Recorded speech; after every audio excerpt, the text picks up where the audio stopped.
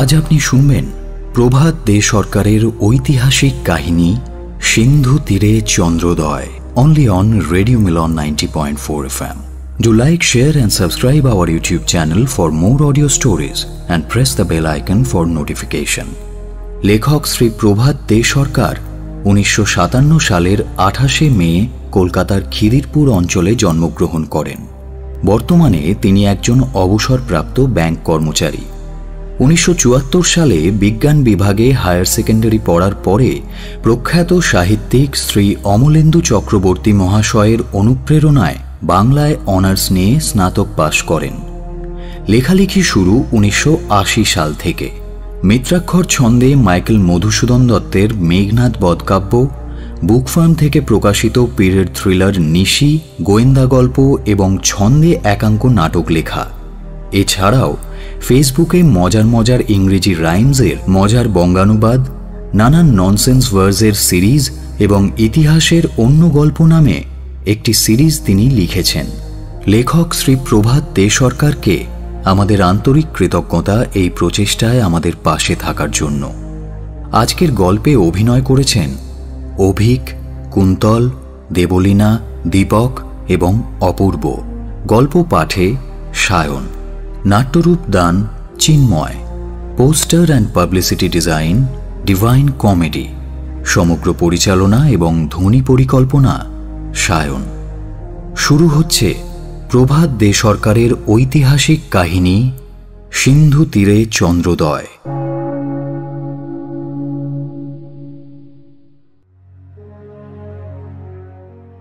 ঝিলাম চেনাবের দোয়াবে রাজা পুরুকে পরাজিত করে আলেকজান্ডারের মনটা বেশ খুশি ছিল। তাই তিনি পুরুকে তার রাজ্য সসম্মানে ফিরিয়ে দিয়ে আবার ফিরে এসেছেন সিন্ধু নদের পাশের মূল সেনা ছাউনিতে। কিন্তু সেখানে ফিরে এসেও তার শান্তি বিঘ্নিত, কারণ প্রায় 20 বছরেরও বেশি হল বিশাল সৈন্য দল নিয়ে তিনি দেশ ছাড়া। তাই একদিকে তার সেনারা যেমন শারীরিকভাবে বিধ্বস্ত, তেমনি আপন ঘরের সুখী গৃহকোণে ফেরার জন্যেও তারা ব্যাকুল। শুধু যে পথশ্রমেই তারা ক্লান্ত তা নয়, অবিরত রক্তস্রোত দেখেও মানসিকভাবে বিধ্বস্ত তারা।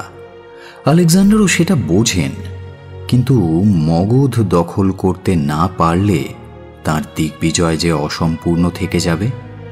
অবশ্য মগধরাজ ধননন্দের সুবিশাল সেনাবাহিনীর কথা তিনি শুনেছেন। মগধরাজের লক্ষাধিক পদাতিক, সহস্রাধিক হাতি, রথ আর অগণিত তীরন্দাজ সেনা আছে। তাই সেই রাজ্য দখল করতে হলে সুপরিকল্পিত যুদ্ধ কৌশলের যেমন প্রয়োজন, তেমনই দরকার নিজের সেনাবাহিনীকে সতেজ রাখা। কাসানদের, আন্তিগোনাস আর সেলুকাসের মতো অভিজ্ঞ বিচক্ষণ সেনাপতি থাকাতে হয়তো একটা উপযুক্ত রণকৌশল তৈরি হয়ে যাবে ঠিকই, কিন্তু চিন্তা শুধু এই ক্লান্ত সেনাবাহিনীর দুর্বল হয়ে পড়া মনোবল কিভাবে আবার ফিরিয়ে আনা যায়। সেই জন্যই তিনি আজ আয়োজন করেছেন তীরন্দাজি খেলার।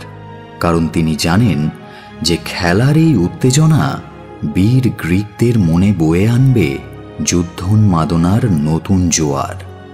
আজ এই খেলার আসরে গ্রিক তীরন্দাজরা তো আছেনই, সেই সঙ্গে পারস্য, বলকান আর ভারতীয় উপমহাদেশের শ্রেষ্ঠ তীরন্দাজরাও উপস্থিত।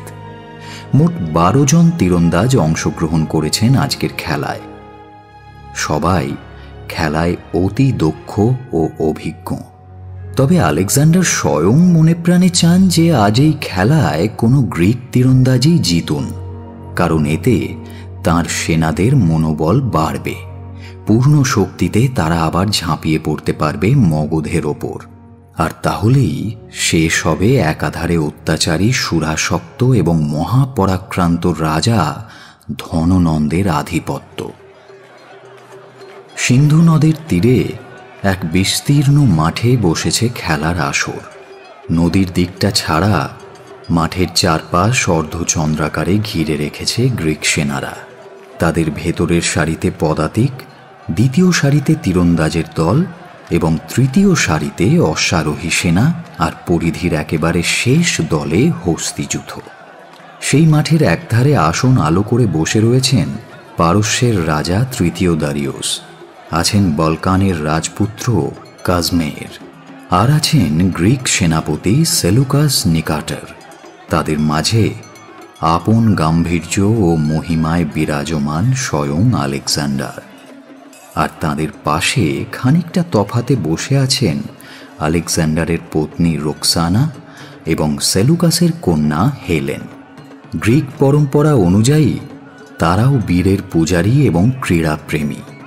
এদিকে মাঠের মাঝখানে দুটো গাছের উঁচু ডালে বাঁধা মোটা দড়ি থেকে ঝুলছে একটি ডালিম ফল।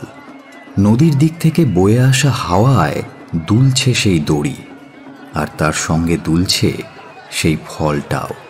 তীরন্দাজদের প্রত্যেককে কোমর থেকে পেছনের দিকে ঝুঁকে তীর ছুঁড়ে বিদ্ধ করতে হবে সেই ফল, তবেই হবে সে বিজয়ী। সেদিন দ্বীপ্রহরের পরে এক মাহেন্দ্রক্ষণে বেজে উঠল ড্রাম, বিউগল, করতাল, শিঙা, আর তারই সুরে সুর উঁচিয়ে গর্জন করে উঠল হস্তিযুদ্ধ। তবে তা যুদ্ধবাদ্য নয়, তাতে প্রকাশ করা হল গ্রিস দেশের ক্রীড়া প্রেমের ঐতিহ্য। খানিক পরে সেই সম্মিলিত সম্বর্ধনা রব থামলে আলেকজান্ডার উঠে দাঁড়ালেন। সংক্ষিপ্ত ভাষণের শেষে আগত প্রতিযোগীদের উদ্দেশ্যে বললেন, উপস্থিত প্রতিযোগী ও দর্শক মণ্ডলীকে আমার অভিবাদন। আজকের প্রতিযোগিতায় বিজয়ের জন্য যে উপহার অপেক্ষা করছে তা আপনাদের কাছে নিতান্তই অকল্পনীয়। একজন মহাবীরের যা প্রাপ্য তার থেকেও অধিক কিছু পাবেন আজকের বিজয়ী বীর। তবে একাধিক প্রতিযোগী যদি এই দারিম্ব ফল তীরবিদ্ধ করতে পারেন তবে এখানে সমবেত মাননীয় রাজন্যবর্গের সিদ্ধান্তই চূড়ান্ত বলে বিবেচিত হবে। আর আশা করি আগত প্রতিযোগীরা সেই সিদ্ধান্তকে বিনম্র চিত্তে গ্রহণ করবেন। অতএব এখন আর বিলম্ব না করে উপস্থিত সকলের উৎকণ্ঠার পরিসমাপ্তি ঘটাতে আমি প্রতিযোগিতা শুরু করার অনুমতি দিলাম। তার ঘোষণা শেষ হতেই আবার গর্জন করে উঠল হস্তিযুদ্ধ। আর তারপরে আলেকজান্ডারের হাত থেকে একটা লাল রেশমি রুমাল মাটিতে পড়তেই সূচনা হয়ে গেল প্রতিযোগিতার। এরপর পালা করে একে একে তীরন্দাজরা আসতে লাগলেন। নিয়মানুসারে প্রত্যেক প্রতিযোগী 3টে করে তীর ছুঁড়তে পারবেন। বিউগলের ধ্বনির আহ্বানে প্রথম প্রতিযোগী এলেন। নির্ধারিত শর্ত মেনে তীরও ছুঁড়লেন, কিন্তু একেই ওই বিচিত্র দৈহিক ভঙ্গি, তার উপর সিন্ধু নদের দিক থেকে আসা আবহাওয়ায় দোদুল্যমান ডালিম ফল, দুয়ে মিলে যেন পরিহাস করল তার দক্ষতাকে। 3টে তীরই ডালিম ফলটাকে বিদ্ধ করা দূরে থাক, ছুঁতেও পারল না। অগত্যা বিফল হয়ে তিনি নিজের জায়গায় ফিরে গেলেন। একইভাবে দ্বিতীয়, তৃতীয় এবং চতুর্থ জনও এলেন, কিন্তু আজ যেন তাদের ভাগ্য তাদের ওপর বিরূপ। সেইভাবেই পঞ্চম থেকে একাদশতম তীরন্দাজের ছোঁড়া তীরও লক্ষ্যভ্রষ্ট হল। প্রতিটা তীরই দোদুল্যমান ফলটার পাশ দিয়ে ছুটে যায়, তাদের দক্ষতাকে যেন ব্যঙ্গ করে। কয়েকজনের এক একটা তীর আবার এমন পথে ছুটে যায় যে তাতে হাসির চাপা কলরোল ভেসে ওঠে উপস্থিত দর্শকের মধ্যে। তবে ভাগ্য ভালো বলতে হবে, কারণ একটাও বিপথগামী তীর কারো গায়ে লাগেনি। ক্রমে বেলা গড়িয়ে চলে। শীতের সূর্য দ্বীপ্রহর অতিক্রম করে সিন্ধুর দিকে ঢলতে শুরু করেছে। হাওয়া বইতে শুরু করেছে সিন্ধুর দিক থেকে। এমন সময় পালা এলো দ্বাদশতম প্রতিযোগীর। বিউগেলের ধ্বনির আহ্বানে তিনি এগিয়ে চললেন। তার দীর্ঘ সুঠাম চেহারা যেন পাথর ভেঙে তৈরি। গৌরবর্ণে কোনো ক্ষত্রিয় বংশের সন্তান বলেই মনে হয়, কিন্তু না, ক্ষত্রিয় সন্তান তিনি নন। তার মা মুরা ছিলেন রাজা ধননন্দের প্রাসাদের এক উচ্চ পদাসীনা দাসী। তবে যুবকের উচ্চাকাঙ্ক্ষা আছে, তাঁর আপন গোষ্ঠীতে তিনি শ্রেষ্ঠ বীর, আর তাই তিনি স্বপ্ন দেখেন নিজেই একটা রাজ্য গড়ে তোলার, যেখানে তিনিই হবেন আদেশকারী।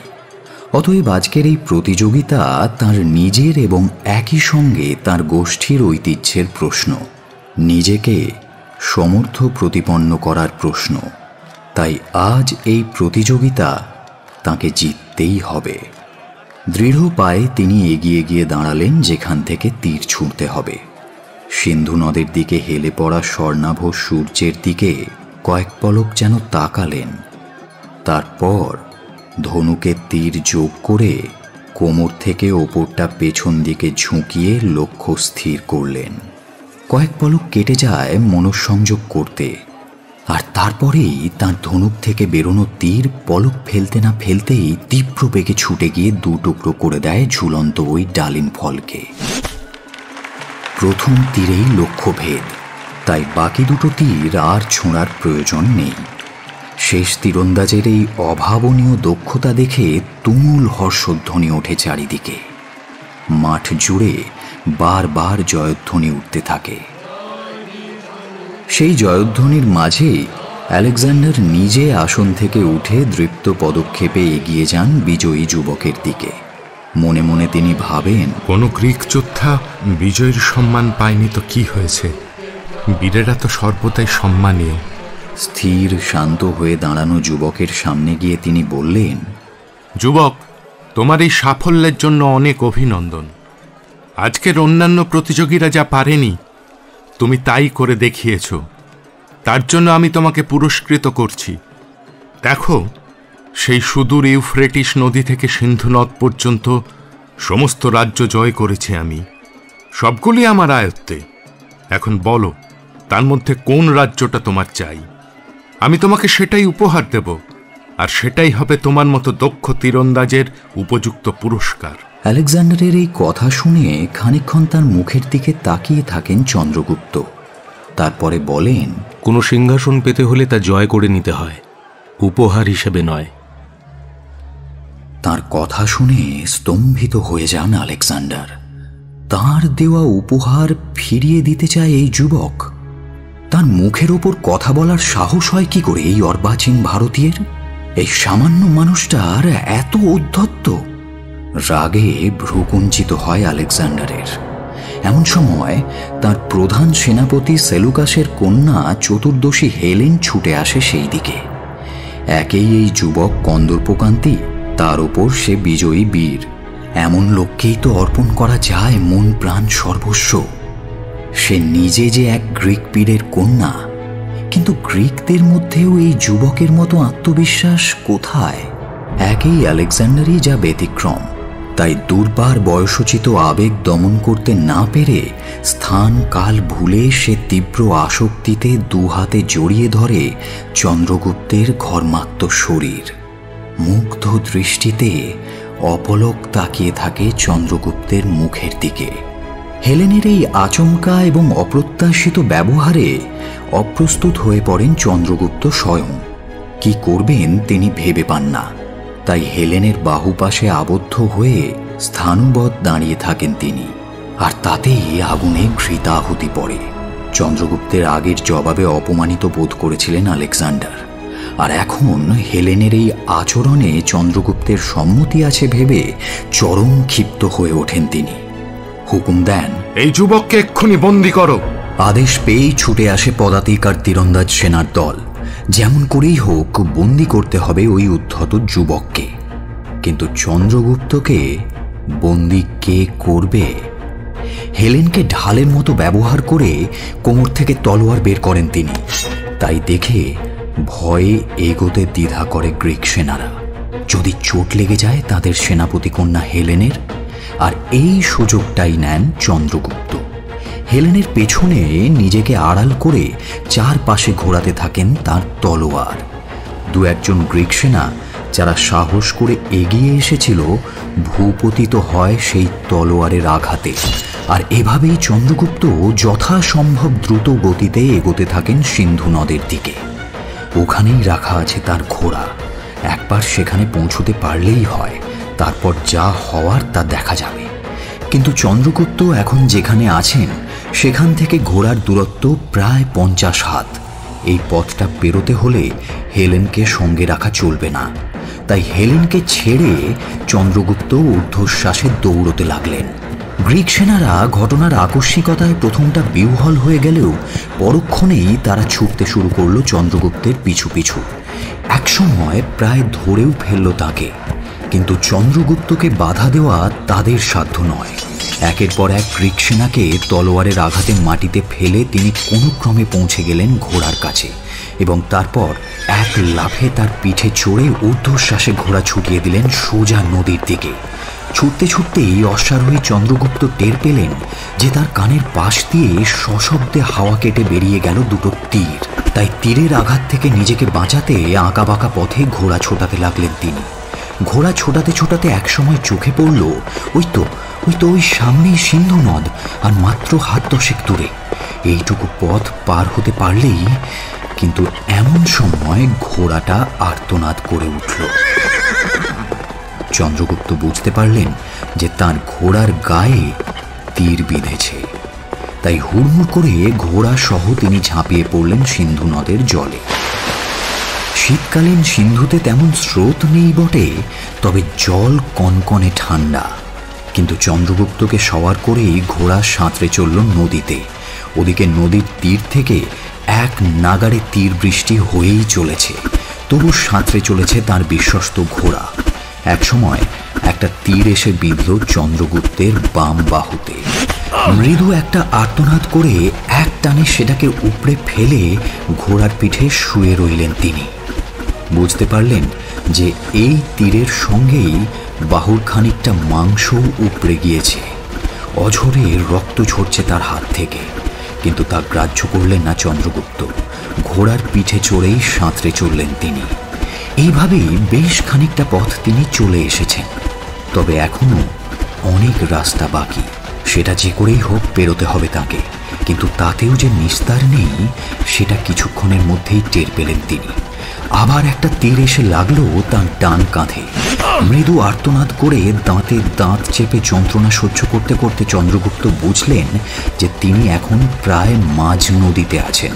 আরও খানিকটা গেলে তবেই তীর বৃষ্টির নাগাল থেকে বাঁচবেন তিনি। তাই ঘোড়ার পিঠ থেকে নেমে পড়লেন সিন্ধুর কনকনে ঠান্ডা জলস্রোতে। সাঁতরে চললেন ঘোড়ার আড়ালে।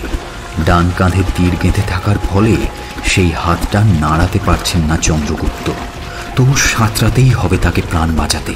এদিকে এক হাতেই জল কাটতে কাটতে তিনি শুনতে পাচ্ছেন তার ঘোড়াটা বারবার আর্তনাদ করে চলেছে।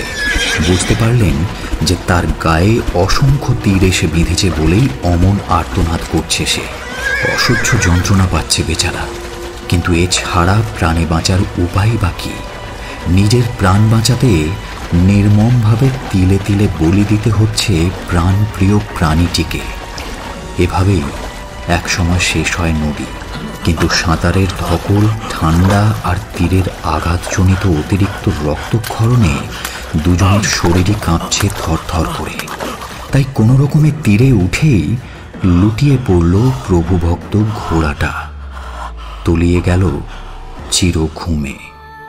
আর জ্ঞান হারাবার আগে ঝাপসা চোখে চন্দ্রগুপ্ত শুধু বুঝতে পারলেন আকাশে পূর্ণিমার চাঁদের পটভূমিতে তার সামনে দাঁড়িয়ে রয়েছে যেন এক ব্রাহ্মণের অবয়ব।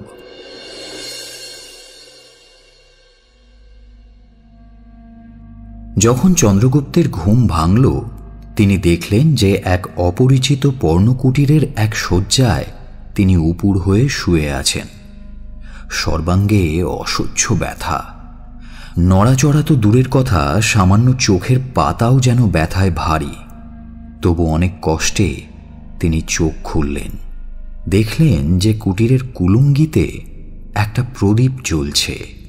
ঝাপসা দৃষ্টিতে তিনি দেখতে পেলেন কোনো এক অপরিচিতা মহিলাকে, যিনি তার ক্ষতস্থানে কিসের যেন একটা প্রলেপ দিচ্ছেন। প্রাণপণ শক্তিতে অন্য পাশে ঘাড় ঘুরিয়ে তিনি দেখলেন খানিকটা দূরে দাঁড়িয়ে আছেন মলিন পট্টবস্ত্র পরিহিত শ্রীহীন মুখমণ্ডল বিশিষ্ট এক ব্যক্তি। তার মাথার সামনের দিকটা অর্ধমুণ্ডিত, বন্ধনহীন আলুলায়িত সুদীর্ঘ কেশরাশি তার পিঠ জুড়ে ছড়িয়ে রয়েছে। চন্দ্রগুপ্তের মনে প্রশ্ন জাগে, ইনি কি সেই ব্রাহ্মণ যাকে তিনি সিন্ধু নদের পাড়ে দেখেছিলেন? ইনি কি তাকে উদ্ধার করে শুশ্রূষার এমন ব্যবস্থা করেছেন? তাই যদি হয় তাহলে এনার পরিচয়ই বা কি? কিন্তু এতগুলো প্রশ্ন মনে এলেও চন্দ্রগুপ্তের গলা থেকে কেবল বেরোলো, আপনি সুস্থ হলে কথা হবে। আপাতত শুধু জানো যে আমার নাম বিষ্ণুগুপ্ত। তবে আমার অন্য একটা নামও আছে, সেটা না হয় বাসন্তিকা। রোগীর সুস্থ হতে আর কতদিন লাগবে? শেষ কথাটা তিনি বললেন শুশ্রূষাকারিনীর উদ্দেশ্যে। তার দিকে ফিরে বাসন্তিকা জবাব দিল, কমপক্ষে আরও 7 দিন গুরুদেব। রক্তপাতের জন্য রোগী খুবই দুর্বল, তবে দিন দুয়েকের মধ্যে উনি বাক্যালাপ করার মতো বল লাভ করবেন। আর আপনার আপত্তি না থাকলে ওনার পথ্য হিসেবে কাল থেকে কি বন্য কুক্কুটের মাংসের বন্দোবস্ত করব? ব্রাহ্মণের ঘরে কুক্কুট মাংস নিষিদ্ধ হলেও এই ব্রাহ্মণ অন্যদের থেকে কিঞ্চিত আলাদা। তক্ষশিলার শিক্ষায় এই ব্রাহ্মণ পণ্ডিত যুক্তিগ্রাহ্য ভিন্ন মতের পথিক। যুক্তিহীন প্রচলিত আচার আচরণের তিনি ঘোরতর বিরোধী। তাই বাসন্তিকার মুখে বন্য কুক্কুট মাংসের পথ্যের কথা শুনে তিনি শুধু বললেন, রোগীর পক্ষে যা ভালো তুমি তাই করো, আমার কোনো আপত্তি নেই। তারপর ঘর ছেড়ে বেরিয়ে গেলেন তিনি। এর দিন 10 পরে কুটির প্রাঙ্গণ থেকে বেশ খানিকটা দূরে বনের মধ্যে একটি বটবৃক্ষের নিচে দেখা গেল চন্দ্রগুপ্ত এবং বিষ্ণুগুপ্তকে। চন্দ্রগুপ্ত যদিও এখন অনেকটাই সুস্থ, তবু এই কদিন ব্রাহ্মণ পণ্ডিত তার সঙ্গে একটা কথাও বলেননি, কুশলও জানতে চাননি। তাই তিনি কিঞ্চিত বিস্মিত ও সন্দিগ্ধ।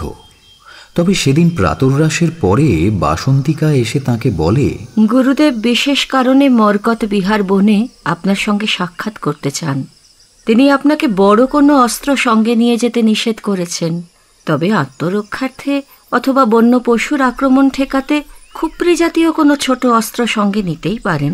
এই কথা বলে বাসন্তিকা তার হাতে ছোট্ট তুলোর কাগজে আঁকা সাক্ষাৎস্থলের একটা মানচিত্র তুলে দিয়ে চলে যায়। চন্দ্রগুপ্ত বুঝতে পারেন যে বিষ্ণুগুপ্ত তাকে এমন কিছু বলতে চান যা লোকালয় বা তার নিজের কুটির প্রাঙ্গণে বলা যায় না। হয়তোবা অতি গূঢ় এবং গোপনীয় সেসব কথা। মরকত বিহার ও ব্রাহ্মণ পণ্ডিতের কুটির মগধ রাজ্যের প্রান্তসীমায় অবস্থিত। মানচিত্র অনুযায়ী মরকত বিহারে পৌঁছে চন্দ্রগুপ্ত দেখেন তার আগেই বিষ্ণুগুপ্ত সেখানে অপেক্ষা করছেন। তিনি বুঝলেন এই জনমানবহীন অরণ্যে বিশেষ গোপনীয় বার্তালাপের জন্যই বিষ্ণুগুপ্ত চন্দ্রগুপ্তকে এনেছেন। তাই আজ প্রথম কথা শুরু করলেন সেই ব্রাহ্মণী। আমি তোমার পরিচয় জানি যুবক, এমনকি তোমার কৃতকর্ম। তুমি হলে রাজা ধননন্দের দরবারের একদা উচ্চ পদাসীনা দাসী মুরার পুত্র চন্দ্রগুপ্ত, যে স্বপ্ন দেখে নিজের একটা সাম্রাজ্য গড়ার। কি তাই তো? চন্দ্রগুপ্ত তার কথায় সায় দিয়ে বলেন, আপনার অন্য পরিচয়টা জানতে পারি কি? জনশ্রুতি আছে যে আপনার আরেক নাম চাণক্য, সেটা কি ঠিক? স্থির দৃষ্টিতে খানিকক্ষণ তাকিয়ে থেকে সম্মতিসূচক মাথা নেড়ে ব্রাহ্মণ বলতে থাকেন, আমার সম্বন্ধে তুমি কতটুকু জানো তা আমি জানি না, তবে এটুকু জেনে রাখো যে ধননন্দকে আমি মনে প্রাণে ঘৃণা করি, এমনকি আমি তার মৃত্যু কামনা করি। আপনি ধননন্দকে ঘৃণা করেন, তার মৃত্যু কামনা করেন? তবে আমি শুনেছি যে সে একজন অতি উদ্ধত অত্যাচারী রাজা। মগধ রাজ্যের কেউই তাকে পছন্দ করে না। কিন্তু আপনার সঙ্গে তার কি এমন শত্রুতা যে আপনি তার মৃত্যু কামনা করেন? তার আগে তুমি বলো যে তোমার গোষ্ঠীতে তোমার একান্ত বিশ্বস্ত অনুগামীর সংখ্যা ঠিক কত? আজ্ঞে তা প্রায় 10 সহস্রাধিক। একত্রিত করতে পারলে তার বেশিও হতে পারে। তারা কি নির্দ্বিধায় তোমার জন্য প্রাণ দিতে প্রস্তুত? হ্যাঁ, আমি নিশ্চিত। এবার কি জানতে পারি আপনি কেন ধননন্দের বিনাশ চান? চন্দ্রগুপ্তের এহেন প্রশ্ন শুনে চাণক্য তার মাথার মুন্ডিত অংশে হাত বোলাতে থাকেন। চোখে চোখ রেখে বোধহয় মেপে নিতে চান যুবকের বিশ্বস্ততাকে।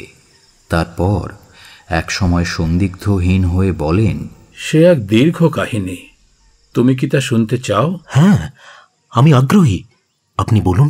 চাণক্য বলতে শুরু করলেন, তুমি হয়তো জানো না যে আমি তক্ষশিলার একজন প্রথম সারির স্নাতক। স্নাতক হওয়ার পরেই বিশ্ববিদ্যালয় কর্তৃপক্ষ আমাকে সেখানকার একজন অধ্যাপক হিসেবে নিযুক্ত করেন। কারণ অর্থশাস্ত্র, রাষ্ট্র পরিচালনা আর যুদ্ধবিদ্যায় আমার দক্ষতা ছিল অন্য শিক্ষক প্রার্থীদের চেয়ে ঢের বেশি। কিন্তু এক সাধারণ ব্রাহ্মণের ঘরে জন্মানো এই বিষ্ণুগুপ্তের জ্ঞান তৃষ্ণাই একসময় তার অধ্যাপনার অন্তরায় হল। অধ্যাপনার সময়টুকু বাদ দিলে বাকি সময়টুকু আমি আরও নানান বিষয়ের ওপরে লেখা পুঁথি পাঠ করে জ্ঞানার্জন করতাম। খাওয়া দাওয়া, আপন বস্ত্রের পরিচ্ছন্নতা বা নিয়মিত মস্তকের শিখার যত্নের ওপরে আমার তেমন নজর ছিল না। আর সেটাই হলো কাল। এমনিতে আমাকে আদৌ সুশ্রী বলা চলে না, সেটা আমি বেশ ভালোই জানি। তাই অধ্যাপনা শুরু করার কিছুদিন পর থেকেই তক্ষশিলার ছাত্ররা আমার রূপ, পরিধেয় বস্ত্র, অবিবাহিত থাকা ইত্যাদি নিয়ে পরিহাস করতে শুরু করে। এইভাবে কিছুদিন চলার পরে আমি বিশ্ববিদ্যালয় কর্তৃপক্ষকে বিষয়টা জানাই, কিন্তু তারাও আমার প্রতি বিরূপ হলেন। কারণ ছাত্রদের মধ্যে অনেকেই ছিল উচ্চ বংশজাত, তাদের অভিভাবকদের অনুদানে বিশ্ববিদ্যালয় চলে, তাই তাদের বিরুদ্ধে বিশ্ববিদ্যালয় কর্তৃপক্ষ কোনো ব্যবস্থাই নিতে পারবে না। অগত্যা আমি বাধ্য হয়ে অধ্যাপনা ছাড়লাম। এরপরে একদিন শুনলাম যে রাজা ধননন্দের রাজধানী পাটলিপুত্রতে দান কেন্দ্র নজরদারির জন্য একজন লোকের দরকার। ইতিপূর্বেই দান কেন্দ্রগুলো নজরদারির জন্য 8 জন নিয়োজিত হয়েছে। তারা সবাই হয় রাজকুমার আর নয়তোবা কোনো অমাত্যের পুত্র। তাই নবম ব্যক্তির পদপ্রার্থী হয়ে আমি সোজা হাজির হলাম দরবারে। সেখানে উপস্থিত হয়ে দেখলাম যে রাজ দরবারে তাদের জন্য নির্ধারিত 8টি আসনে 8 ব্যক্তি বসে আছেন, নবম আসনটি খালি। তাই আমি সোজা গিয়ে বসে পড়লাম সেই ফাঁকা আসনটিতে। কারণ আমার মনে হয়েছিল যে উচ্চ বংশজাত অর্ধশিক্ষিত বা অশিক্ষিত ব্যক্তিদের চেয়ে আমার মতো উচ্চশিক্ষিত একজন ব্রাহ্মণ অনেক দক্ষতার সঙ্গে দান কেন্দ্র চালাতে পারবে। কিন্তু আমাকে আসন গ্রহণ করতে দেখেই নন্দরাজ ধননন্দ ক্ষিপ্ত হয়ে উঠলেন। তার সঙ্গে সুর মেলালেন দরবারের উপস্থিত সম্ভ্রান্ত ব্যক্তিবর্গ। চারিদিক থেকে নানান কটূক্তি বর্ষিত হতে লাগলো আমার উদ্দেশ্যে। চরম অপমানে আমার চোখ রক্তিম হয়ে উঠল। আমি আসন ছেড়ে উঠে দাঁড়ালাম, কিন্তু তাতেও কটূক্তি বর্ষণ থামল না।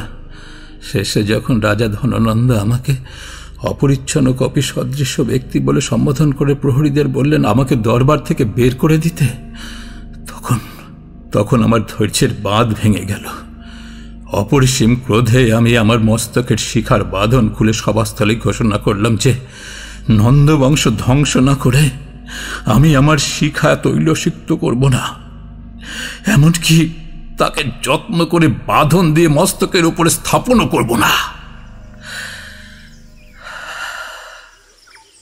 এই প্রতিজ্ঞা করে আমি সভাস্থল ত্যাগ করি। এক টানা কথাগুলো বলে থামলেন চাণক্য। আপনার কথা শুনে বুঝলাম যে আপনার বহিরাঙ্গ নিয়ে ওরা যে কটূক্তি করেছিল তা একটা অজুহাত মাত্র। ওদের তো উচিত ছিল আগে আপনার প্রজ্ঞা যাচাই করা, কিন্তু ওরা সেটা করতে চায়নি। কারণ ওরা চেয়েছিল ওদেরই কোনো বংশধর ওই নবম আসনে অভিষিক্ত হোক। কিন্তু কেন, আপনার কি মনে হয়? প্রজা কল্যাণের নামে বরাদ্দ দান কেন্দ্রের টাকা প্রকৃত কারণে ব্যয় না করে আপন ভোগ লিপ্সা চরিতার্থ করাই ছিল ওদের মূল উদ্দেশ্য। আর আমি ওই নবম আসনে অধিষ্ঠিত থাকলে তা কখনোই হতে দিতাম না। তাই ওরা আমাকে চরম তিরস্কার করে দরবার থেকে বহিষ্কার করে দিয়েছে। এখন তুমিই পারো আমার সেই অপমানের প্রতিশোধ নিয়ে আমাকে শান্তি দিতে, আর সেই সঙ্গে তোমার নিজের আকাঙ্ক্ষা পূর্ণ করতে। তোমার মধ্যে একজন রাজপুরুষের সমস্ত লক্ষণ বিদ্যমান। এবারে ভেবে বলো যে তুমি আমার সঙ্গে মিলিত হয়ে নন্দবংশ বিনাশ করতে পারবে কিনা। যদি পারো তাহলেই পাটলিপুত্র নগরের মগধের সিংহাসন অধিষ্ঠান করবে তুমি। কিন্তু তাহলে তো রাজা ধননন্দ আর তার পরিবারের সদস্যদের হত্যা করতে হয়, আর তার সেনাবাহিনী যে বিশাল। স্বয়ং আলেকজান্ডারও তাকে আক্রমণ করতে দ্বিধাবোধ করেন। আমরা মাত্র 10 সহস্রাধিক অনুগামী নিয়ে তার বিরুদ্ধে যুদ্ধ করে জয়ী হওয়ার স্বপ্ন দেখব কিভাবে? আমি তো কল্পনাতেও এই অসম যুদ্ধে জয়ী হওয়ার কথা ভাবতে পারছি না। সূক্ষ্ম বুদ্ধি, উপযুক্ত কূটনীতি আর বাহুবলের সন্ধি হলে পর্বত স্থানচ্যুত হয়, মহান মহিরুহেরও পতন ঘটে।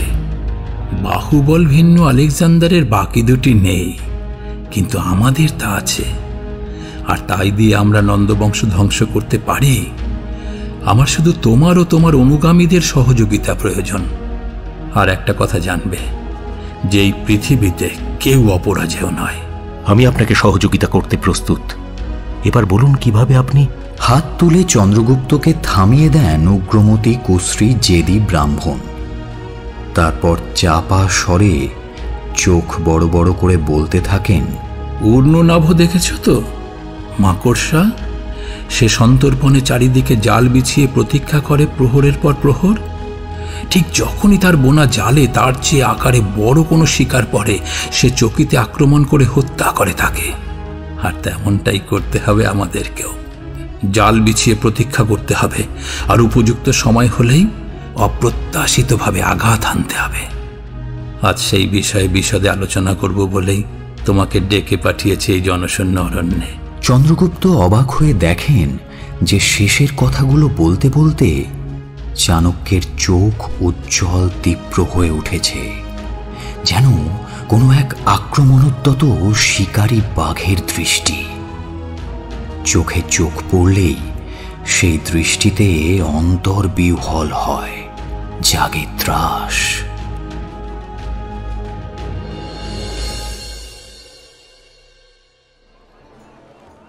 তিন মাস আগে ধননন্দের রন্ধনশালার নিম্নতম পদে মঞ্জুলিকা নামের এক রাঁধুনি যোগ দিয়েছিল। ক্রমে ক্রমে নিজের রন্ধন শিল্পের গুণে আর রাজা ধননন্দ ও রাজকুমার পার্বতের প্রশংসায় বর্তমানে সে রন্ধনশালার শীর্ষ পদে আসিনা। তার রান্না করা জাফরানি পলান্ন আর বঙ্গদেশ থেকে আনা চূড়ামণি চালের খোয়া ক্ষীরযুক্ত পরমান্ন রাজা ধননন্দ আর রাজপুত্রের কাছেই শুধু নয়, রাজমহলেও অতি সমাদৃত। আসলে পূর্বতন রাঁধুনিরা মগধী এবং উত্তর ভারতীয় রান্নায় দক্ষ হলেও মঞ্জুলিকার মতো বিভিন্ন প্রদেশের ব্যঞ্জন তারা রাঁধতে পারে না, আর তারা তা চেষ্টা করলেও মঞ্জুলিকার মতো স্বাদ আনতে পারে না। তাছাড়া তারা পারবেই বা কী করে? রন্ধন যে একটা শিল্প, সেটাকে নিয়ে যে নানা রকম পরীক্ষা নিরীক্ষা করা যায়, সেটাই তো তাদের কল্পনাতীত। আর সেই কারণেই অতি অল্প সময়েই মঞ্জুলিকা ছাড়িয়ে গিয়েছে তাদের। তবে শুধু রাজা বা রাজপুত্রই নয়, রানী মহলের যে কোনো মহাভোজের সময় আমন্ত্রিত রাজপুরুষদের কাছেও তার রান্না করা ব্যঞ্জন দারুণ সমাদৃত। আর রান্না খাবার খেয়ে তৃপ্ত অনেক রাজপুরুষই তাকে স্বর্ণমুদ্রা, মুক্তোর মালা, নানা স্বর্ণালঙ্কার ইত্যাদি উপহার দিয়ে ধন্য করেছে তাকে। মোটের ওপর এই 3 মাসে সবাই জেনে গিয়েছে যে মঞ্জুলিকা মানেই উৎকৃষ্ট খাদ্যদ্রব্য। তাছাড়া মঞ্জুলিকা এও বলেছে যে আর কয়েকদিন পরে মকর সংক্রান্তিতে সে একটা অজানা খাদ্যবস্তু তৈরি করবে, যা ইতিপূর্বে প্রাসাদের কেউই খায়নি। কিন্তু কি সেই খাদ্যদ্রব্য, তার উত্তর মগধের রাজপ্রাসাদে শুধুমাত্র মঞ্জুলিকাই জানে, আর সে তা গোপন করে রেখেছে সযত্নে। পাটলিপুত্রের প্রাসাদেরই লাগোয়া দুর্গ, তবে তা পরিখা বেষ্টিত নয়।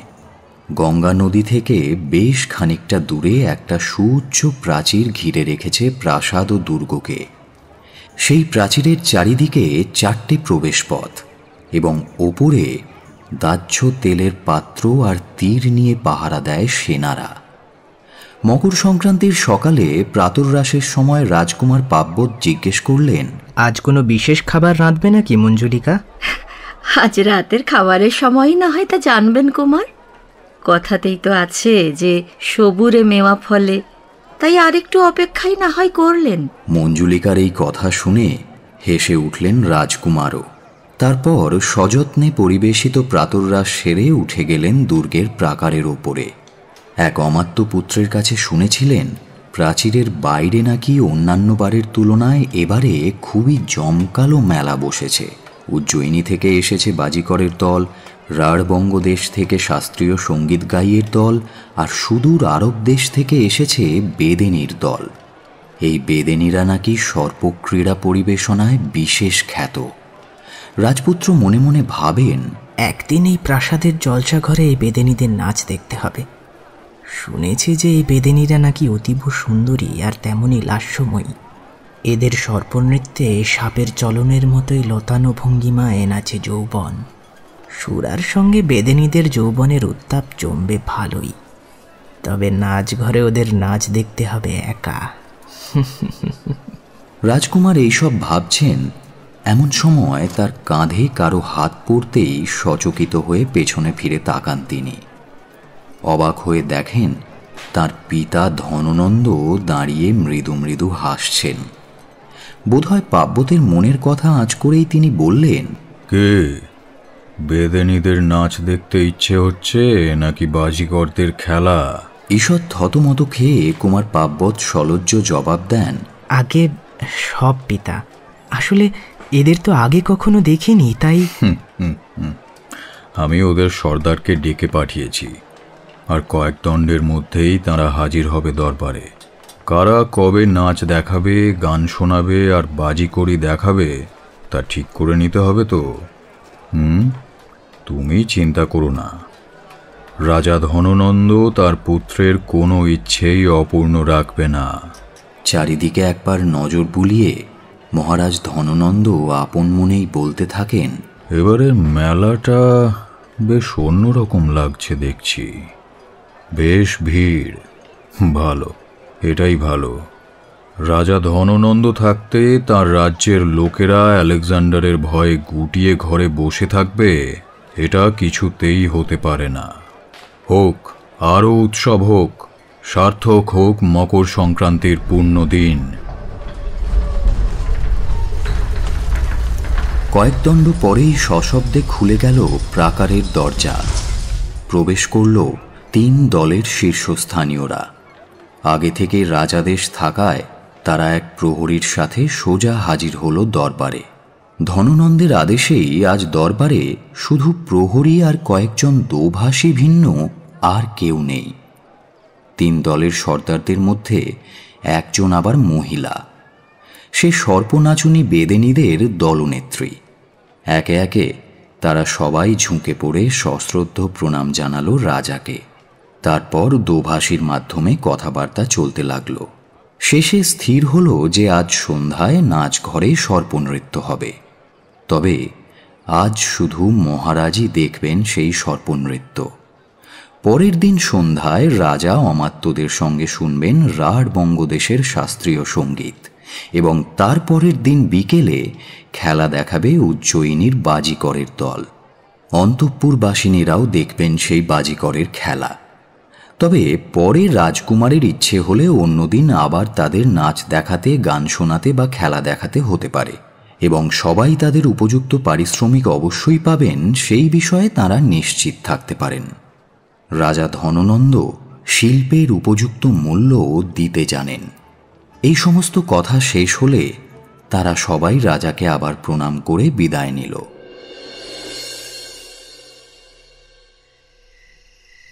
ক্রমে রাত্রি ঘনিয়ে এলো।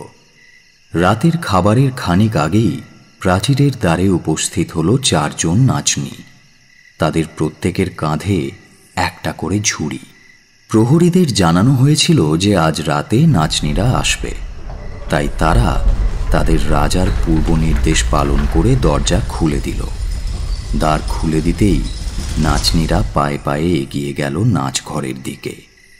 সেখানে সুরার পাত্রে চুমুক দিতে দিতে রাজা ধননন্দ তাদের আসার অপেক্ষায় ছিলেন।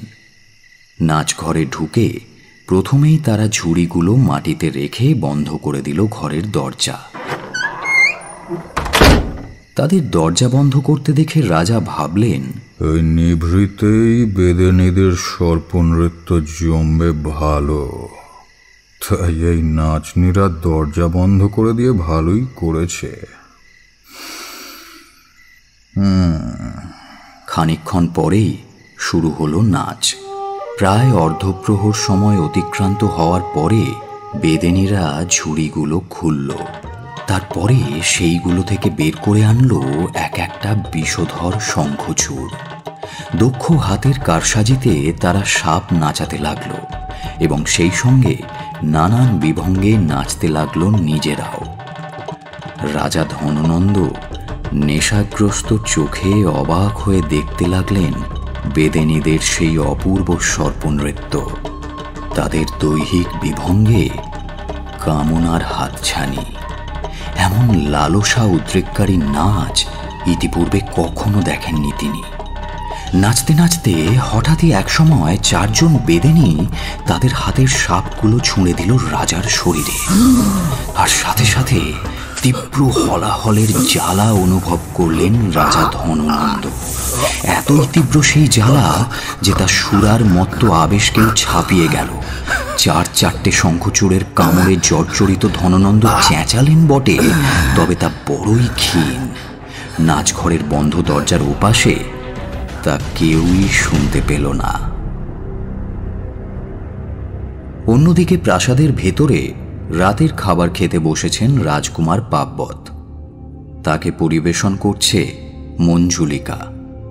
খেতে বসেই কুমার বললেন, মঞ্জুলিকা, পার্বণ উপলক্ষে আজ তুমি একটা বিশেষ পদ খাওয়াবে বলে কথা দিয়েছিলে, তা তোমার সেই বিশেষ পদ কই? আজ বন্য কুক্কুটের মাংস দিয়ে জাফরানি পলান্ন রেঁধেছে কুমার। আশা করি সবুরের মেওয়া এবারে নিশ্চিত ফলবে। খেয়ে দেখুন কুমার, তবে কেমন লাগলো সেটা জানাতে ভুলবেন না যেন। নতুন এক খাবার, যেমন তার রূপ তেমনি তার আকর্ষণীয় সুগন্ধ, আর তেমনি আকর্ষণীয় রাঁধুনি মঞ্জুলিকা। তাই পরম আগ্রহে কুমার পার্বত খেতে থাকেন সেই স্বর্গীয় স্বাদের পলান্ন। একের পর এক গ্রাস মুখে তুলতে থাকেন তিনি, কিন্তু একটু পরেই শরীরে কেমন যেন অস্বস্তি লাগে তার।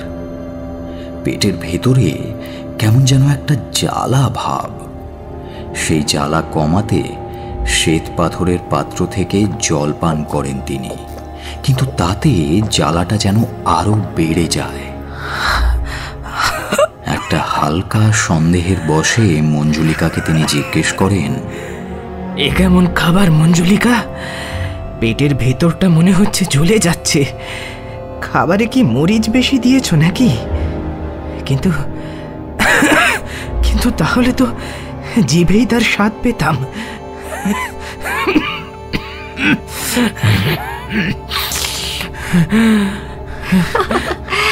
মরিচ নয় কুমার, মরিচ নয়। এটা সম্ভবত প্রথমবার বন্য কুক্কুট মাংস খাবার প্রতিক্রিয়া। রানী মহলেও তো সবাই খেয়েছেন, কিন্তু কই তাদের তো কিছু হয়নি। এইরকম প্রতিক্রিয়া কারোর কারোর হয়ে থাকে কুমার, তবে একটু পরেই তা কমেও যায়। তাই আরো কয়েক গ্রাস পলান্ন খান, দেখবেন একটু ধাতস্থ হলেই জ্বালাটা কমে যাবে। মঞ্জুলিকার কথা শুনে পার্বত জোর করেই আরো 2 গ্রাস খেলেন, কিন্তু তাতে জ্বালাটা আরো বেড়ে গেল তার। তিনি আবার পাত্র থেকে জল পান করলেন।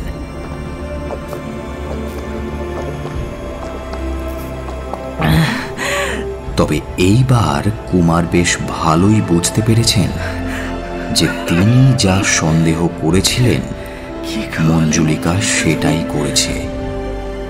সমস্ত শরীর চলে যাচ্ছে। বসার আসন ছেড়ে উঠতে যান পার্বত।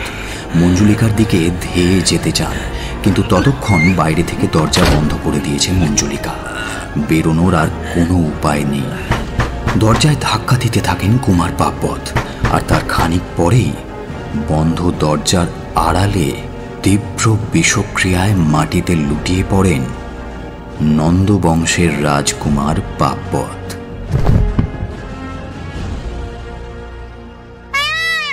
রাতের নিশ্ছিদ্র অন্ধকার ভেদ করে একটা ময়ূর ডেকে ওঠে।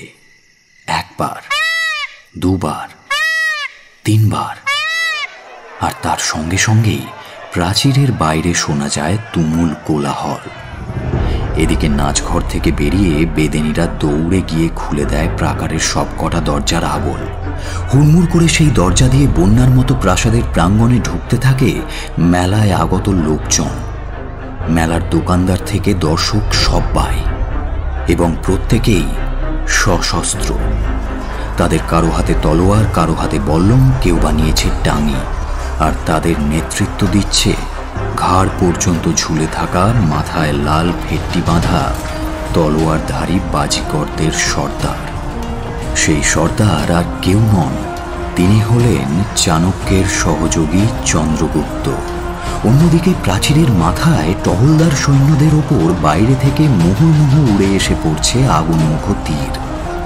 তার মধ্যে যারা নিচে নামতে পারছে তারা নিমেষে প্রাণ হারাচ্ছে প্রাসাদের প্রাঙ্গণে উপস্থিত চন্দ্রগুপ্তের দলের হাতে, আর যারা পারছে না তারা প্রাকারের ওপর রাখা তাচ্ছ তেলের আগুনে ঝলসে মরছে প্রাকারেরই ওপর। ইতিমধ্যে চন্দ্রগুপ্ত তার কিছু সেনাদের সঙ্গে নাচঘর থেকে ধননন্দের রাজমুকুটটা তুলে নিয়ে হানা দিয়েছেন প্রাসাদের দুর্গের প্রাঙ্গণে। সেখানকার সেনারা বাধা দিতে এলে তিনি এক হাতে রাজমুকুট এবং অন্য হাতে তলোয়ার তুলে তাদের উদ্দেশ্যে ধমক দিয়ে বলেন, থামো, থামো তোমরা! শোনো, তোমরা এতদিন যার অধীনে ছিলে সেই রাজা ধননন্দ আজ নিহত হয়েছেন। এই দেখো তার রাজমুকুট। কথাটা বলে হাতে ধরা রক্তবর্ণ মণিখচিত ধননন্দের সোনার মুকুটটা তুলে ধরে দেখান তাদের। চন্দ্রগুপ্তের ক্ষত্রিয় সুলভ চেহারা, রক্তমাখা তলোয়ার আর হাতে ধননন্দের রাজমুকুট দেখেই সেনাদের মধ্যে একটা চাঞ্চল্য, একটা চাপা গুঞ্জন ওঠে। এটা যেন চরম অবিশ্বাস্য লাগে তাদের কাছে। মহাপরাক্রমশালী মহারাজ ধননন্দ, যার ভয়ে দিগ্বিজয়ী আলেকজান্ডার পর্যন্ত ভারতে আর এগিয়ে আসতে ভয় পাচ্ছেন, সেই তিনি আজ নিহত।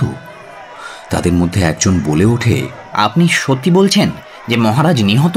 হ্যাঁ, কিন্তু তার পরিবারের লোকজন আর রাজকুমার, তারা তো এখনো জীবিত। আর তারা জীবিত থাকলে... এর উত্তরে তোমাদের জানাই যে ধননন্দের সঙ্গে সঙ্গে তার সমস্ত পরিবারও নিহত হয়েছেন আমার সেনাদের হাতে। এমনকি কুমার পাব্যত। এখন প্রাসাদের নন্দবংশীয় আর কেউই জীবিত নেই। অত্যাচারী নন্দবংশ সম্পূর্ণভাবে ধ্বংস হয়েছে আজ। তোমাদের নিশ্চয়ই জানাই আছে যে তোমরা এতদিন যে রাজার অধীনে ছিলে তিনি নিহত হলে তোমরা বিজয়ী রাজার অধীনে অস্ত্র ধরবে। যুদ্ধশাস্ত্রের এই প্রচলিত নিয়মটা তোমাদের অজানা নয়। তাই আদেশ করছি যে এখন থেকে তোমরা সবাই আমার অধীনে এই কাজ করবে। অর্থাৎ আজ থেকে ধননন্দের সমস্ত সৈন্যবাহিনী নতুন রাজনের অধীন। চতুর্দোলা থেকে নামতে নামতে সেনাদের উদ্দেশ্যে কথাটা বললেন চাণক্য। তারপর এগিয়ে এসে চন্দ্রগুপ্তের মুখোমুখি দাঁড়িয়ে বললেন, তুমি আমার দীর্ঘ কয়েক বছরের সযত্নে লালিত প্রতিজ্ঞা পূর্ণ করেছ, আমার অপমানের প্রতিশোধ নিয়েছ। তাই তোমার এই সাফল্যে আজ আমি বড়ই খুশি। সিন্ধু নদের এক তীরে একদিন যে চন্দ্রগুপ্তের উদয় হয়েছিল, আজ এই মগধ জয়ে তা আংশিক পূর্ণতা পেল। আজ তোমার সঙ্গে যে বিশাল সৈন্যবাহিনী আছে, তারই সাহায্যে তোমাকে বিস্তৃত করতে হবে এই সাম্রাজ্য। আমি নিশ্চিত যে একদিন তুমি হবে ভারতের এক বিখ্যাত সম্রাট, আর আমি সর্বদা থাকব তোমার পাশে। তাই আজ সর্বসমক্ষে আমি ঘোষণা করলাম যে আজ থেকে তোমার নাম হবে চন্দ্রগুপ্ত মৌর্য। জয় সম্রাট চন্দ্রগুপ্ত মৌর্যের জয়, জয় সম্রাট চন্দ্রগুপ্ত মৌর্যের জয়, জয় সম্রাট চন্দ্রগুপ্ত মৌর্যের জয়। সম্রাট, কয়েকদিন ধরে আপনার ওপর অনেক ধকল গেছে, তাই আপনার বিশ্রামের প্রয়োজন। আমি তাই আপনাকে অনুরোধ করব যে আপনি ভূতপূর্ব রাজার শয়নকক্ষে গিয়ে খানিকক্ষণ ঘুমিয়ে ক্লান্তি দূর করুন। চাণক্যের মুখে এই আপনি সম্বোধন শুনে যার পর নাই বিস্মিত হন চন্দ্রগুপ্ত। তারপরেই বুঝতে পারেন যে রাজার নেতৃত্ব ও মর্যাদাকে সম্মান জানাতে এবং স্বীকৃতি দিতে চাণক্যের এহেন সম্বোধন। প্রজ্ঞাবান ব্রাহ্মণ জানেন কাকে কোথায় কখন কতটুকু সম্মান দিতে হয়। চন্দ্রগুপ্ত জিজ্ঞেস করেন, আর আপনি? আজ রাত্রিব্যাপী আমার একটু বিশেষ কাজ আছে, সেইগুলো সম্পন্ন করতেই রাত কেটে যাবে। তাছাড়া রাত্রি জাগরণ আমার অভ্যেস আছে। অতএব সম্রাট। বাধ্য হয়েই চন্দ্রগুপ্ত স্থান পরিত্যাগ করলেন। পাটলিপুত্র প্রাসাদের দিকে যেতে যেতে তার মনে হয় সত্যিই তার এখন একটু ঘুমের দরকার। চন্দ্রগুপ্ত চলে যাওয়ার পরে চাণক্য তাঁর স্বভাবসিদ্ধ ঈষৎ কর্কশ স্বরে একজন শীর্ষস্থানীয় সেনাকে ডেকে বললেন, কাল সকালে সব সেনাপতিরা যেন প্রাসাদের সামনের প্রাঙ্গণে সমবেত হয়। আমার তাদেরকে বিশেষ বার্তা দেওয়ার আছে। তারা যদি কারণ জানতে চান তাহলে তোমরা যেটুকু জানো সেটুকুই শুধু বলবে। আমার অনুচর মুকুন্দপাদকে সঙ্গে নিয়ে যাবে, এর অন্যথা যেন না হয়। আর এখন তোমরা নিজ নিজ আবাসে যেতে পারো। মাথা ঝুঁকিয়ে চাণক্যকে শ্রদ্ধা জ্ঞাপন করে স্থান ত্যাগ করে সৈন্যদল। তারা চলে গেলে তিনি বাসন্তিকা, পুষ্পা, ধীরাজ আর জয়ধ্বজকে নিয়ে প্রাসাদের মন্ত্রণা কক্ষে প্রবেশ করেন। এখনও তার অনেক কাজ বাকি। এদিকে আলেকজান্ডারের সেনাদের মনোবল অনেকটাই তলানিতে। তাছাড়া তার নিজের শরীরটাও বেশ কিছুদিন ধরে ভালো যাচ্ছে না। মাঝে মধ্যেই কাঁপুনি দিয়ে জ্বর আসছে। তাই দেশে ফেরার পথে ব্যাবিলনে কয়েকদিনের জন্য বিশ্রাম নিতে চান আলেকজান্ডার। দেশ জয় করার ইচ্ছেটা আর বিন্দুমাত্র অবশিষ্ট নেই তার মনে। তাই একদিন সন্ধেবেলা এক সুরার আসরে তিনি ডেকে পাঠালেন তাঁর 3 সেনাপতি কাসেন্দার, আন্তিগোনাস এবং সেলুকাসকে। তাদের মধ্যে তার অধীনস্থ অঞ্চলগুলোকে ভাগ করে দিতে চান তিনি। তাই সম্রাটের শিবিরে এক বিশাল পাটাতনের ওপর বেছানো রয়েছে একটা ঢাউস মানচিত্র। তাতে নানান রঙে দাগিয়ে দেওয়া আছে তার অর্জিত অঞ্চলগুলো। এখন সুরাপান করতে করতে আলোচনার মাধ্যমে সেই অঞ্চলগুলো 3 সেনাপতি এবং নিজের জন্য ভাগ করে ফেলতে চান তিনি। তার একান্ত ইচ্ছে যে গ্রিকদের অর্জিত ভূমি শুধুমাত্র গ্রিকরাই ভোগ করবে। সেলুকাস তার প্রিয়তম সেনাপতি। তার এই দীর্ঘ দেশান্তরে থাকাকালীন সেলুকাসের ওপরই সবচেয়ে বেশি নির্ভর করেছেন তিনি।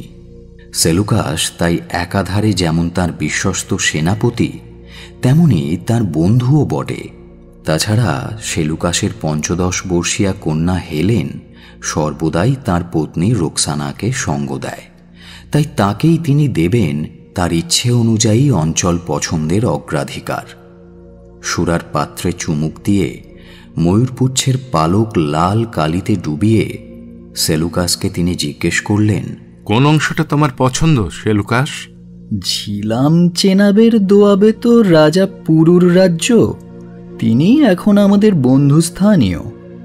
তারও এক পাশে পঞ্চনদের উপত্যকা এবং অন্য পাশে মগধ। তাই আপনার যদি ইচ্ছে হয় তাহলে আমাকে ব্যাবিলনিয়া থেকে গান্ধার পর্যন্ত অঞ্চল প্রদান করুন মহারাজ। অবশ্য যদি অন্যান্যদের আপত্তি না থাকে তবেই। আলেকজান্ডার তাকালেন কাসানদের আর আন্তিগোনাসের দিকে। কাসানদের আর আন্তিগোনাস ভালোই জানেন আলেকজান্ডার আর সেলুকাসের সম্পর্ক। তাই তারা অনিচ্ছা সত্ত্বেও মুখে হাসি নিয়ে চুপ করে থাকেন। আর মৌনতাই সম্মতির লক্ষণ ধরে নিয়ে আলেকজান্ডার লাল কালিতে চিহ্নিত করে দেন সেলুকাসের অংশ। আপন পছন্দের অঞ্চলের অধিকার পেয়ে সেলুকাস বড়ই আনন্দিত। আর তাই সম্রাটের সুরাপাত্রে আরও খানিকটা সুরা ঢেলে দেন তিনি। আলেকজান্ডার এক চুমুকে সেই সুরা শেষ করে লাল কালিতে চিহ্নিত করে দেন বাকি 2 সেনাপতি এবং তার নিজের অঞ্চল। তারপরেই ভেঙে পড়া শরীরে অধিক সুরাপানের জন্য বেশ অসুস্থ বোধ করতে থাকেন তিনি। তার পা কাঁপতে থাকে। দাঁড়িয়ে থাকতে থাকতে টেবিলের ওপর ঝুঁকে পড়েন আলেকজান্ডার। সম্রাটের ওই অবস্থা দেখে 3 সেনাপতি ধরাধরি করে তাকে শয্যায় নিয়ে গিয়ে শুইয়ে দেন। তারপরেই ছোটেন রাজবৈদ্যকে ডাকতে।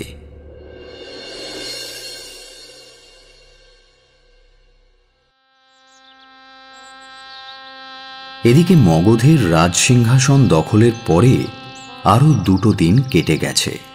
তৃতীয় দিন সকালে চন্দ্রগুপ্তের ঘুম ভাঙে দূর থেকে ভেসে আসা নহবতের মিষ্টি সুরে।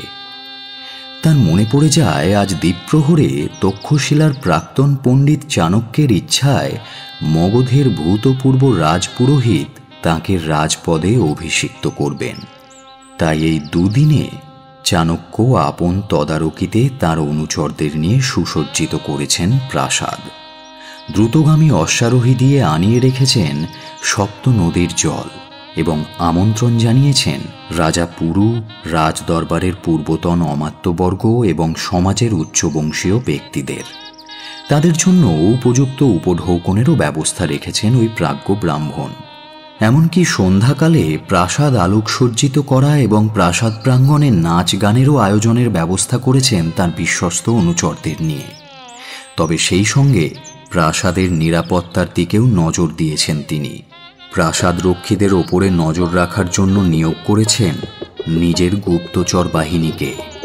এমনকি মগধনগরের সর্বত্র ছড়িয়ে দিয়েছেন দক্ষ চরদের।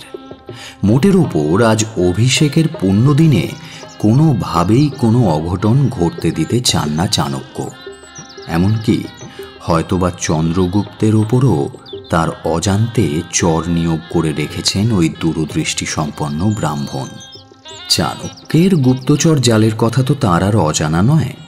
নিরাপত্তার জন্য স্বয়ং রাজার ওপরে চর নিয়োগের কথাটা ভেবে হাসি পায় তার। যদিও এইভাবে চর নিয়োগের পক্ষে যথেষ্ট যুক্তিও আছে।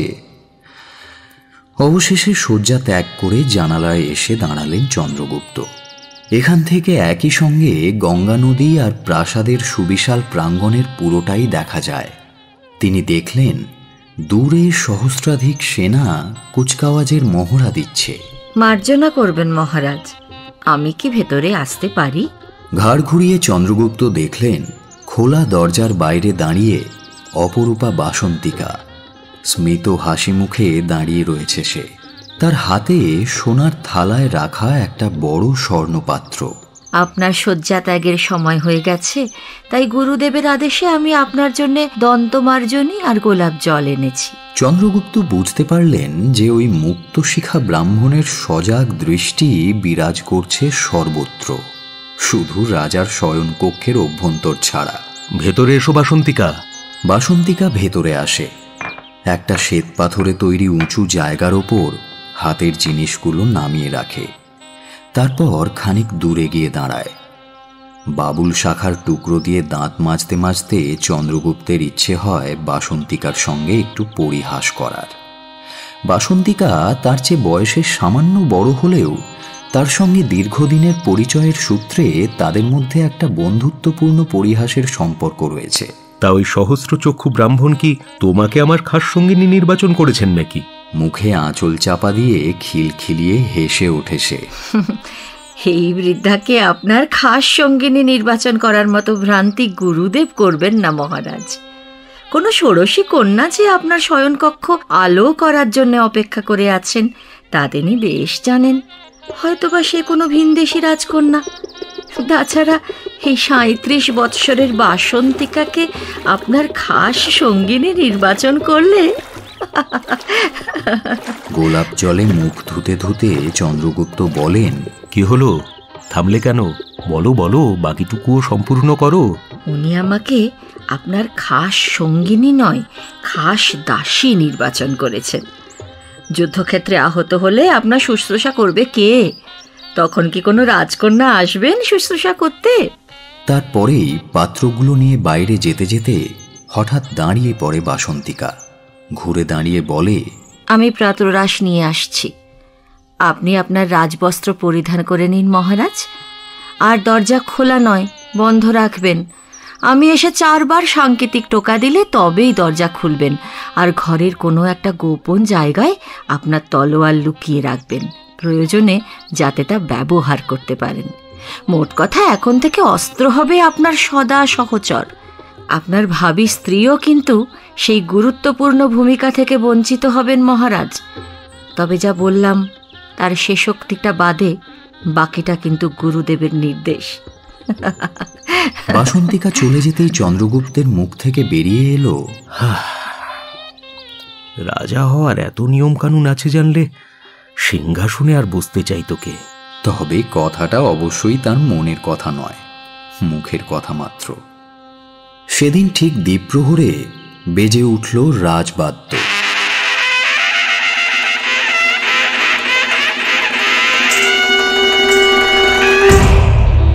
দুপাশে দাঁড়ানো অভিবাদনরত সৈন্যদলের মাঝখান দিয়ে আগত আমন্ত্রিত রাজপুরুষদের সঙ্গে প্রাসাদ থেকে বেরিয়ে নতুন পট্টবস্ত্র পরিহিত চাণক্য এবং চন্দ্রগুপ্ত এগিয়ে চললেন রাজদরবারের দিকে। তারা দরবারের মুখে পৌঁছতেই দুপাশ থেকে দাসীরা পুষ্পবৃষ্টি করতে লাগলো, আর আতরদান থেকে ছেটাতে লাগলো সুগন্ধি জল।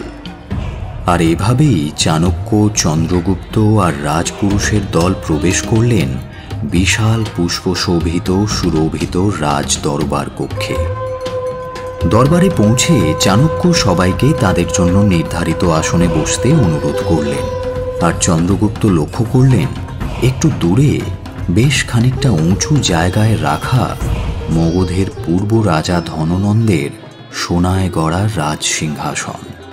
তবে এখন তা ফাঁকা, আর খানিক পরেই সেখানে অধিষ্ঠিত হতে হবে তাঁকে। সিংহাসনের নিচে দুপাশে 12খানা উচ্চাসন রাখা। প্রতিটি আসনের মাথায় মন্ত্রণা দপ্তরের নাম লেখা রয়েছে এবং ওখানেই সংশ্লিষ্ট দপ্তরের অমাত্যরা বসবেন। চাণক্য অতি যত্নের সঙ্গে গোপনে বিস্তর খোঁজ খবর নিয়ে তৈরি করেছেন সেই অমাত্যদের তালিকা। রাজার অভিষেক হওয়ার পরেই ঘোষণা করা হবে সেই তালিকায় লেখা নাম। সিংহাসনের সামনে একটু নিচুতে সোনার তৈরি একটা রেশমের গদিমোড়া চৌকি আসন। চাণক্যের নির্দেশে সেই আসনে গিয়ে বসলেন চন্দ্রগুপ্ত। তিনি বসতেই এগিয়ে এলেন পূর্ব রাজার প্রধান পুরোহিত। রাজার গায়ে গঙ্গা জলের ছিটে দিয়ে তার মস্তকে 7টি স্বর্ণ মুদ্রা রেখে মন্ত্রোচ্চারণের সঙ্গে সঙ্গে কমণ্ডলু থেকে সামান্য একটু গঙ্গা জলও ঢেলে দিলেন চন্দ্রগুপ্তের মাথায়। কপালে পরিয়ে দিলেন রক্তচন্দনের রাজ তিলক। তারপরে তার ইঙ্গিতে 7 জন সহচর মন্ত্রোচ্চারণ করতে করতে 7টি স্বর্ণ কলস থেকে চন্দ্রগুপ্তের মাথায় ঢালতে লাগলেন কস্তুরীর গন্ধে সুরভিত সপ্ত নদীর জল। দরবারে উপস্থিত দাসী ও ভূতপূর্ব রাজার অমাত্যদের পত্নীরা উলুধ্বনি দিতে থাকলেন, শাঁখ বাজাতে লাগলেন। সেই সঙ্গে দরবার কক্ষের বাইরে বেজে উঠল রাজবাদ্য।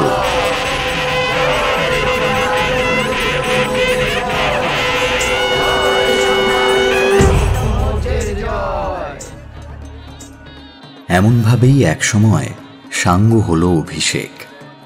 তারপরে রাজপুরোহিত চন্দ্রগুপ্তের হাত ধরে তাকে নিয়ে গেলেন সিংহাসনের কাছে। হাতের ইঙ্গিতে নতুন রাজাকে বললেন সেখানে বসতে। চাণক্যও এসে দাঁড়িয়েছিলেন পাশে। চন্দ্রগুপ্ত প্রথমে রাজপুরোহিতকে এবং তারপরে চাণক্যকে প্রণাম করে বসলেন রাজ সিংহাসনে। রাজপুরোহিত নেমে গেলে চাণক্য একটা তালিকা চন্দ্রগুপ্তের হাতে ধরিয়ে দিয়ে বললেন, এই তালিকায় নির্বাচিত অমাত্যদের নাম লেখা আছে। এখন মহারাজ চন্দ্রগুপ্ত সেই নামগুলো পড়বেন, আর নির্বাচিত অমাত্যেরা তাদের দপ্তরের নাম লেখা আসনে গিয়ে বসবেন। নিন মহারাজ, পড়ুন। চাণক্য সিংহাসনের মঞ্চ থেকে নেমে এক পাশে এসে দাঁড়ালেন। চন্দ্রগুপ্ত একের পর এক নাম পড়তে লাগলেন এবং যাদের নাম ঘোষিত হতে লাগল তারা একে একে নিজ নিজ দপ্তরের জন্য নির্ধারিত আসনে এসে বসতে লাগলেন। মুহুর্মুহু করতালিতে ভরে যেতে লাগলো মগধের নতুন রাজদরবার। একসময় তালিকা শেষ হতে দেখা গেল একখানি আসন তখনও খালি। কিন্তু কেন? তাই দেখে রাজা পুরো উঠে দাঁড়িয়ে জিজ্ঞেস করলেন, মহারাজ, আমার একটি প্রশ্ন আছে। ওই খালি আসনটি, ওতে কে বসবেন? ওটি তো প্রধান অমাত্যের জন্যই নির্দিষ্ট দেখছি। তালিকায় কি প্রধান অমাত্যের নাম নেই? তাহলে কি রাজসভা প্রধান অমাত্য ছাড়াই চলবে মহারাজ? এবং পরবর্তীকালে মহারাজ কি কারো সঙ্গে সলা পরামর্শ না করে একাই সব চূড়ান্ত সিদ্ধান্ত নেবেন? হাত তুলে পুরুরাজকে আশ্বস্ত করেন চন্দ্রগুপ্ত। সিংহাসন থেকে নেমে আসেন নিচে। তারপর চাণক্যের দিকে এগিয়ে তাকে প্রণাম করে বললেন, আসুন গুরুদেব, আপনি ওই খালি আসন অলঙ্কৃত করুন। আমি আপনাকে প্রধান অমাত্য হিসেবে পেলে ধন্য মনে করব। আজ থেকে আপনি আজীবন আমার প্রধান অমাত্য রূপে আপনার অতি মূল্যবান পরামর্শ দিয়ে আমার রাজ্যকে সুন্দরভাবে চালনা করতে সাহায্য করবেন গুরুদেব। আসুন গুরুদেব, আসুন, আপনার আসন গ্রহণ করুন। এই আসন আপনারই যোগ্য গুরুদেব। চন্দ্রগুপ্তের কথা শুনে জীবনে এই প্রথমবার তক্ষশিলার ব্রাহ্মণ বোধহয় আবেগতাড়িত হলেন। তার চোখের কোণে একটু যেন জলবিন্দু দেখা দিল। সেটাকে গোপন করতে চাণক্য অন্যদিকে মুখ ঘুরিয়ে হাত দিয়ে রাজার মাথা স্পর্শ করে অস্ফুটে বললেন, দীর্ঘজীবী হন রাজন। তারপর ধীর পায়ে প্রধান অমাত্যের জন্য নির্ধারিত আসনে গিয়ে বসে পড়লেন তিনি। ধন্য মহারাজ, আপনি ধন্য। এরপর চন্দ্রগুপ্ত হাত জোড় করে রাজপুরোহিতকে বললেন, হে দেব, এবার আপনি এই পণ্ডিত প্রবরকে উপবিদ প্রদান করুন। একদা আপনাদের উপস্থিতিতেই এই মহামতি ব্রাহ্মণ অপমানিত হয়ে অত্যাচারী নন্দবংশ ধ্বংস করার প্রতিজ্ঞা নিয়ে নিজের উপবিদ ছিন্ন করেছিলেন এবং আপন শিখার কেশ উন্মুক্ত করেছিলেন। আজ তার প্রতিজ্ঞা পূর্ণ হয়েছে, তাই যথাবিহিত নিয়ম মেনে আপনি ওনাকে ওনার উপবিদ ফিরিয়ে দিন। মন্ত্রোচ্চারণ করতে করতে পুরোহিত উপবিদ পরিয়ে দিলেন চাণক্যের গলায়। এরপর চন্দ্রগুপ্ত ডাকেন বাসন্তিকাকে। বাসন্তিকা, এদিকে এসো। তোমার ওপরে যে কাজের ভার দিয়েছিলাম, এবার তা সুসম্পন্ন করো। রাজার ডাক শুনে একটা সোনার বাটিতে উৎকৃষ্ট সুগন্ধিত নানা ভেষজ তেলের মিশ্রণ নিয়ে বাসন্তিকা চাণক্যের কাছে গিয়ে বলে, গুরুদেব, এবারে অনুমতি দিন, আপনার শিখার কেশ তৈলসিক্ত করে দিই। দাও।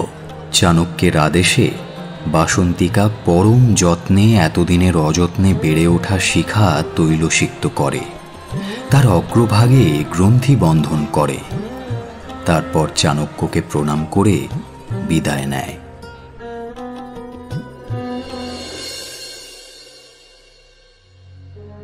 বর্তমানে চন্দ্রগুপ্তের আছে সুবিশাল সৈন্যবাহিনী।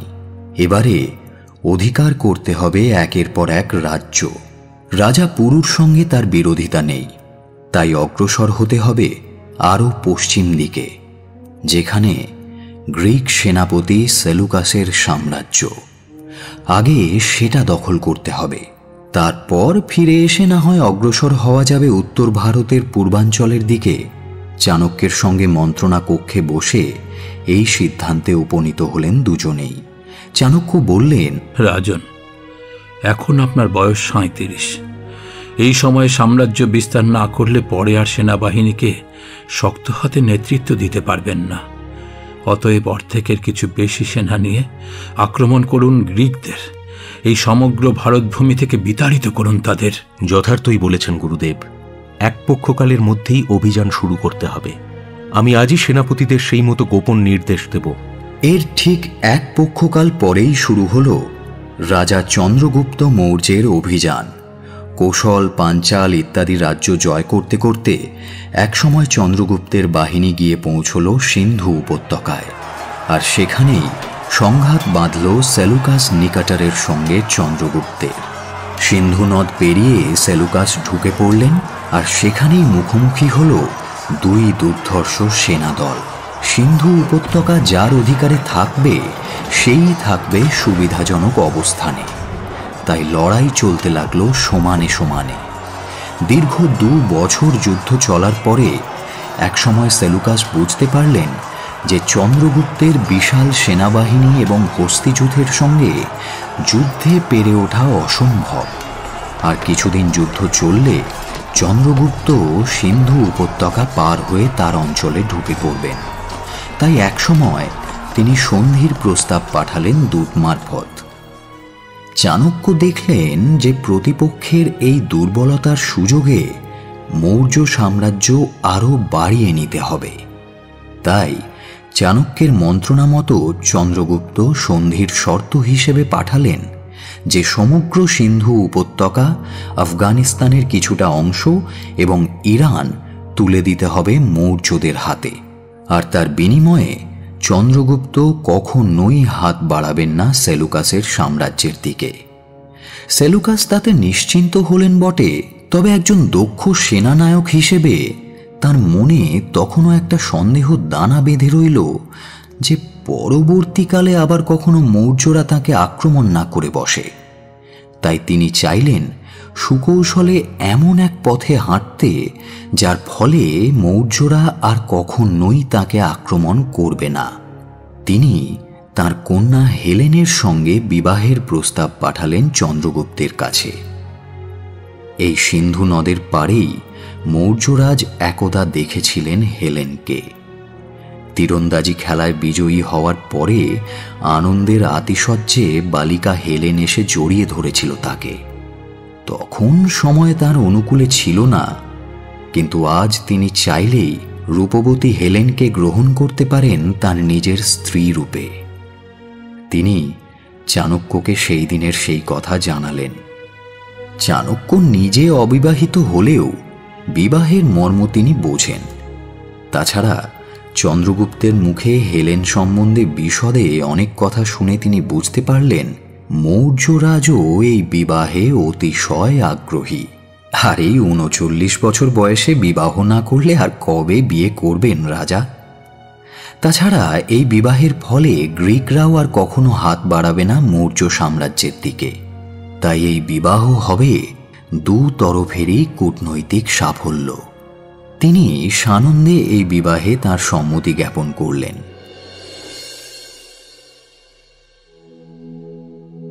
পাটলিপুত্র প্রাসাদের বিশাল ছাদে পাশাপাশি বসে হাতে হাত রেখে গল্প করছেন চন্দ্রগুপ্ত আর হেলেন। দুজনের ভাষা ভিন্ন।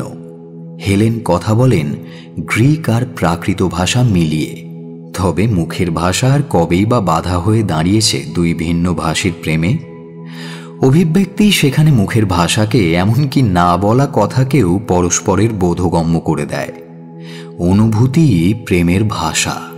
এমন সময় তাদের নিভৃতালাপে ঈষৎ বিঘ্ন ঘটিয়ে দুটি পাত্রে নানান ফল সাজিয়ে উপস্থিত হল বাসন্তিকা। একটা চৌকির ওপরে ফলের রেকাবি দুটো রেখে মৃদু হেসে বলল, খালি পেটে প্রেম জমে না মহারাজ, তাই ফল খেতে খেতে গঙ্গা নদীর শোভা দেখুন মন ভরে। পূর্ণিমার চাঁদের আলোয় নদীর শোভা তো আগে কখনো দেখেননি, তবে আজ আরেকটু পরেই যে সেই চাঁদ উঠবে মহারাজ। তার কথা বেশ অর্থপূর্ণ। সেটা বুঝে চন্দ্রগুপ্তও জবাব দেন, ঠিকই বলেছ তুমি। আগে তো কখনো পূর্ণচন্দ্রের শোভা দেখার সময় হয়নি, তাই আজ দেখব নয়ন ভরে। মৃদু হেসে চলে যায় বাসন্তিকা। তবে সেদিন গঙ্গার বুক চিরে রক্তিম পূর্ণচন্দ্রের উদয় ঘটেছিল, আর রাত্রির দ্বিতীয় প্রহরে জানালা দিয়ে আসা ফুটফুটে জ্যোৎস্নায় ভেসে গিয়েছিল মৌর্যরাজ চন্দ্রগুপ্তের শয়নকক্ষ।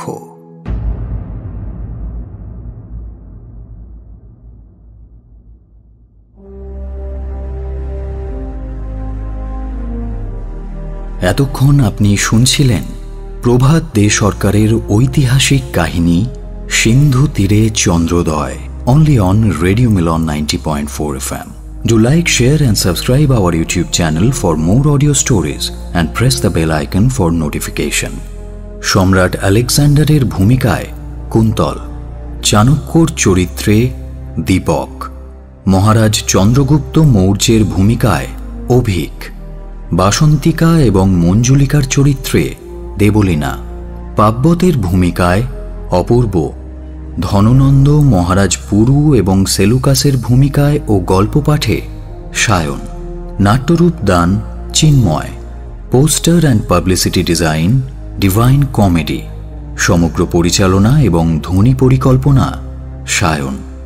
আগামী সপ্তাহে আরও একটা নতুন গল্প নিয়ে হাজির হব আমরা।